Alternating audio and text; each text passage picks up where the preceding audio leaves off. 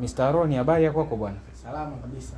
Vipi hali yako? Unaendeleaje? Naendelea vizuri kabisa. Vipi changamoto ya vidonda vya tumbo? Umeshakaa vizuri ama bado? Nashukuru Mungu nimekaa vizuri. Umekaa vizuri. Na mwanzoni nadhani ulikuwa unaniambia unateseka zaidi. Kuna mtu hapa leo hii anakusikiliza ambaye anatamani akuone au anatamani asikie kwako wewe zaidi ilikuwa ni nini na umefanya nini mpaka umekaa vizuri. Je, unaweza kumuelezea huyu mtu ambaye anakuangalia sasa hivi namna ulivyopona na namna vidonda vya tumbo vilivyokuwa vinakusumbua?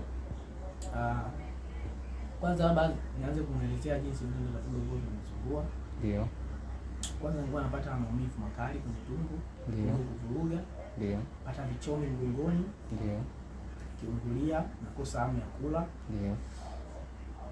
Pia kuna muda nilikuwa nikila nahisi kama kutapika fulani, hamu ya kula kifupi ilikuwa nakosa kabisa. Ndio.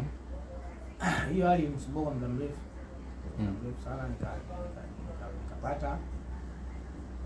Kuna mtu alinipatia connection akaniambia niwatafute watu wa BF Suma. Ndio. Nikawatafuta. Ndio. Mtaro kasabiti, nikamuelezea hali yangu. Ndio. Basi na hapo nikapata dawa. Mambo yakawa vizuri sasa hivi. Kwa hiyo sasa hivi unaweza kula chochote kama mtu mwingine kabisa. Kila kitu napeleka. Kabisa. Kabisa.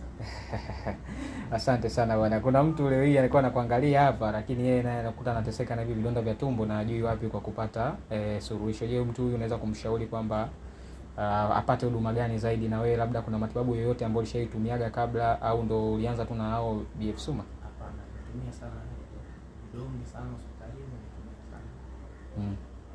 Mkubwa alihangaika sana kutafuta vidonge. Ndicho nilikuwa advance. Ndio. Nilisumbuka sana kutafuta vidonge hospitalini, nishaenda hospitali sana nikapona vidonge. Sikuweza kupona ile kamilifu. Ilikuwa inaacha kwa muda, baadaye inarudi. Pole sana na Mungu akubariki. Na asante sana pia kwa kuweza kutoa shuhuda yako hii, naamini wengine pia watapona kupitia hili.